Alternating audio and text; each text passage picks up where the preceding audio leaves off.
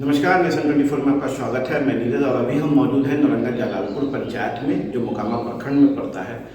और हमारे साथ मौजूद है प्रमोद कुमार जी, जो मुखिया उर्मिला सिन्हा जी के प्रतिनिधित्व करते हैं। तो चलिए हम इनसे बात करने जा रहे हैं इस पूरे पंचायत को लेकर कि विगत 1 सालों में कितना काम हुआ, कितना विकास हुआ, कौन कौन सी योजनाएं धरातल पे आई, कौन कौन सी योजनाएं घर तक गई।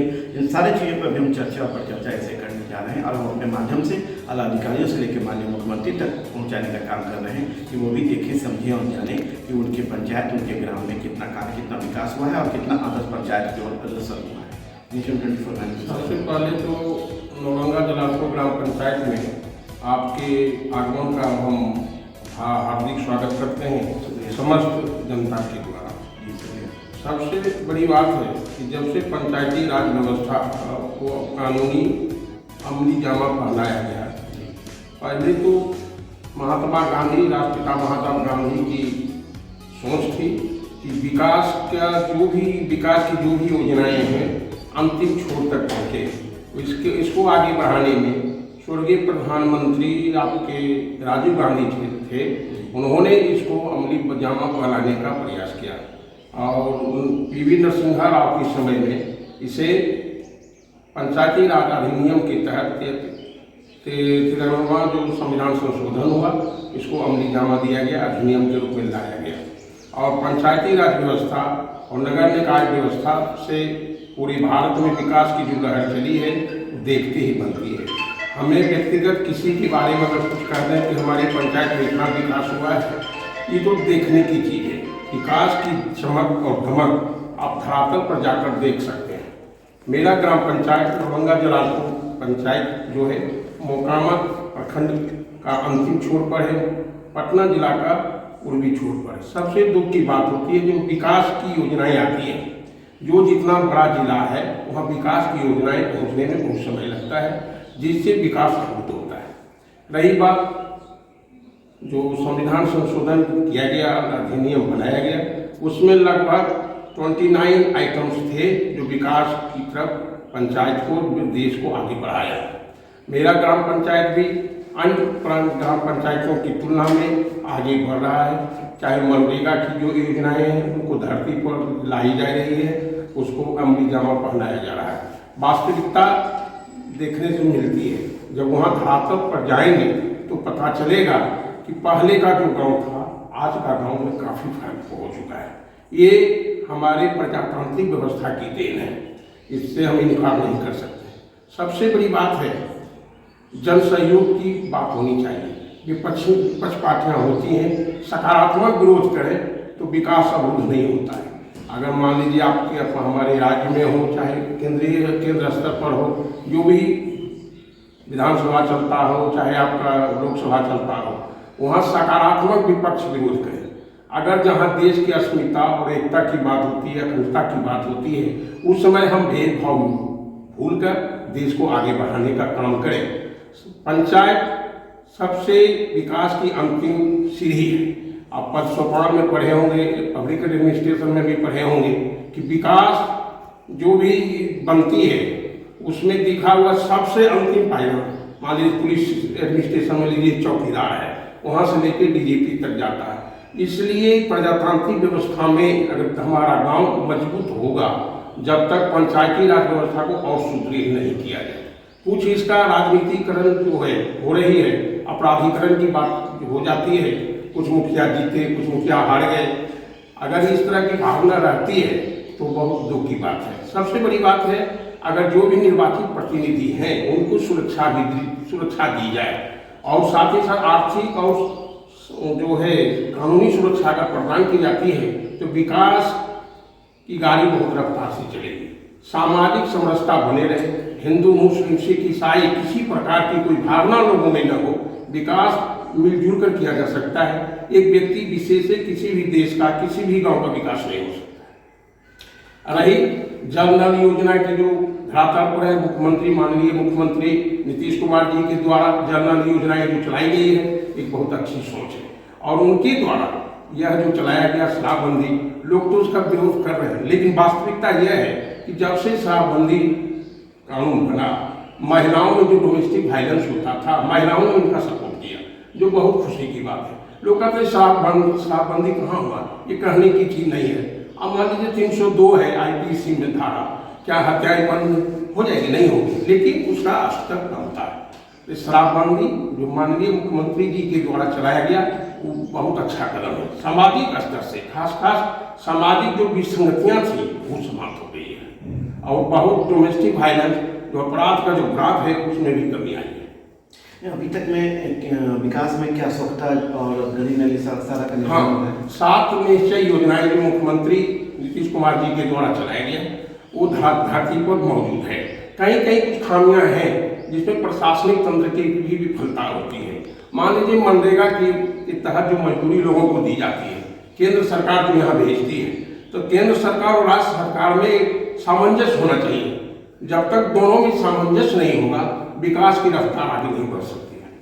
ये आप मानते हैं? स्वच्छता की बात है, अब बोले कि स्वच्छता की बात है, स्वच्छता की बात है तो जहाँ जहाँ नदी नाले की जरूरत है वहाँ नाली पानी निकासी की व्यवस्था की गई है। तो इसमें जन सहयोग की बातें होती हैं और सरकार की हमारी तरफ से है, सरकार से एक सलाह है कि जो योजनाएं चलाते हैं, मान लीजिए कहीं 2 लाख रुपये दिए और उसकी जनसंख्या बहुत अधिक है, 4 लाख रुपये तो हो ही नहीं सकता, क्योंकि पानी का बहाव के लिए व्यवस्था चाहिए। एक अच्छी ऐसी नाली बना दें 4 गुना एकड़ समाप्त हो जाए, ये सब नहीं होना चाहिए। कुछ इस पर विकास की तरफ और जो प्रशासनिक है उनका भी सहयोग चाहिए। बहुत बेहतर ढंग से हमको पंचायती राज क्या है, कैसे सरकार को आगे आना चाहिए, कैसे सामंजस्य केंद्र सरकार के साथ बैठाना चाहिए, अभी हम चर्चा पर चर्चा कर रहे थे। कुछ और भी हम इनसे जानेंगे और अपने माध्यम से आगे मुखिया जी हैं और प्रशासनिक अधिकारी हैं, मुख्यमंत्री जी हैं या आम जनता है उन तक पहुँचाने का काम करेंगे कि वो भी समझें कि आखिर ये व्यवस्था किस ढंग से कार्य कर रहा है और इसके परिणाम क्या है और विकास कैसे होगा। सर, प्रधानमंत्री आवास योजना है। हाँ, प्रधानमंत्री जो आवास योजनाएं हैं लगभग वैसे जो गरीब तबके के लोग हैं, जो उसके जरूरतमंद लोग हैं वो भी, लेकिन हम लोगों के ग्राम में चाहे जहाँ भी हो सब लोगों में सोच हो गई है, अगर कहीं से कोई फंड आता है, चाहे मान लीजिए आप MP महोदय हो चाहे कोई भी हो, जब उनको विकास सहूलियत देने की बातें होती है, सैलरी देने की बातें होती है, सब एकजुट होकर बंद कमरे में एक फैसला करते हैं, लेकिन जनता वो देखने से दूर भाग जाते हैं। जो महंगाई बढ़ रही है उस पर कंट्रोल होना चाहिए। बिजली मुफ्त बिजली, मेरे पिताजी कहा करते थे कि जब आज़ादी हमें मिली तो 2 शर्तें रखी गई थी।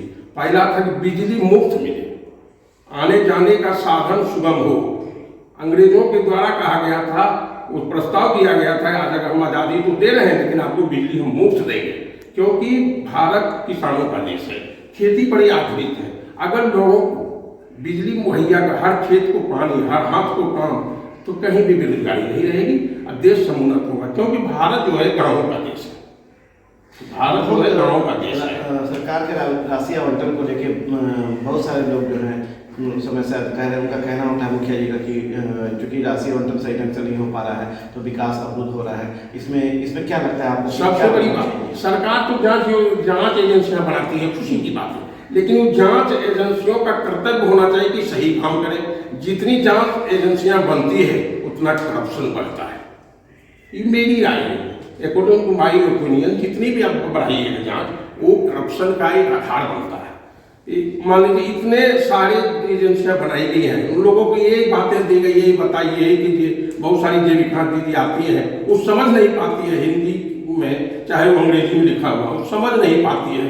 कौन से आंकड़े मारते हैं जो असंभव है, दे नहीं पाते हैं, क्योंकि आंकड़ों के लिए एक डेटा नेटवर्क बनाइए और हर पंचायत में दीजिए कि हाँ ये आपके यहाँ इतनी जनसंख्या है, आपके यहाँ क्या कहते हैं गरीबी रेखा से इतने नीचे लोग हैं, समझे ना, इतनी शैक्षणिक व्यवस्था है, स्कूल, ये सब आती है जीविका दीदी पूजन ने मुखिया को था, क्योंकि उनके यहाँ डाटा है। एक बात तो पंचायती राज व्यवस्था में एक सचिवालय की बात होती है, जो पंचायती राज भवन सरकार भवन, पंचायती सरकार भवन बोलते हैं, वहाँ है नहीं। कहीं जो विद्यालय है उस विद्यालय को दबंग लोग कब्जा किए हुए, कुछ किसान भवन को कब्जा किए हुए हैं, कुछ सामुदायिक भवन को कब्जा किए हुए हैं। उधर DM महोदय का ध्यान नहीं जाता है कि आखिर तो कहाँ करेगा, कितने भी कर्मचारी आते हैं तो मुखिया अपने यहाँ बैठाएगा, कहेगा ये तो वायलेशन, तो कहाँ गाछ के नीचे वो लोग कर्मचारी बैठेंगे, इस सब पर भी सरकार को ध्यान देने की जरूरत है। समाधान क्या हो सकता है, कैसे समाधान हो सकता है कि जो भी योजना, जैसे पंचायती सरकार भवन बनाने की बात है, जमीन की बात नहीं, जमीन सबसे बड़ा मुद्दा है कि कहाँ पर बनेगा, क्योंकि निजी जमीन वाले तो दे नहीं सकते। जो गैर मदरवा जमीन है उनको सरकार खोजे। करीब 16 कट्ठा करीब 16 कट्ठा आखिर बसने के लिए आप 3 डिसमिल जमीन दे रहे हैं किसी को। अब 16 कट्ठा में पंचायत सरकार भवन बनाना चाहते हैं तो 16 कट्ठा व्यक्ति कौन देगा? वो सरकार मुहैया करा सकती है। सरकार का एक कर्तव्य बनता है कि जहाँ गैर मदरवा जमीन है उसकी खोज करें, वहाँ जाकर उसका मुआयना करें। और हमारी पंचायत नहीं बल्कि पूरे भारत का जो पंचायती राज व्यवस्था है सब जगह होनी चाहिए, क्योंकि मृत्यु प्रमाण पत्र बनाने की बात होती है तो ब्लॉक पे होना पड़ता है। मान लीजिए जन्म प्रमाण पत्र बनाना वहाँ जाना पड़ता है। जो पेंशनधारी है उनको परेशानी होती है। और जो पीडीएस की जो दुकानें हैं अंगूठा छाप देते हैं तो अंगूठा बहुत का लगता ही नहीं। तब जो आयु है आयु से दिखा वो भी दीजिए। बहुत वृद्धा पेंशन ले रहे हैं, लाचार है, आमन पर गिरे हुए हैं, उसका नहीं मिल पाता है। इस सब की व्यवस्था है। उनको जाके कर्मचारी को वहाँ जाना चाहिए कि उनका अंगूठा का निशान वहाँ दें। लाइफ सर्टिफिकेट को मांगते हैं लेकिन वहाँ पर जाकर देते हैं। और जो बिचौलिए का जो काम होता है उस पर अंकुश लगना चाहिए। और जो भू राजस्व रसीद जो काटी जाती है, कभी सीओ साहब किसी भी पंचायत में नहीं आए, उनको हर गांव में बांट देना चाहिए। कर्मचारी की कमी है, लोग आए थे कहते हैं ब्लॉक चलो। और जो दलाली सिस्टम है, कमीशन खोरी है, खास के रसीद कटाने में किसान लोगों को बहुत परेशानी होती है। उस पर भी सरकार को ध्यान देने की जरूरत है। तो अभी आप सुन रहे थे प्रमोद कुमार जी को, जो नारायणगंज उनको प्रतिनिधित्व करते हैं। बहुत बेहतर ढंग से पंचायती राज व्यवस्था पे हमसे बात की है, हम के माध्यम से आपको दिखा रहे हैं।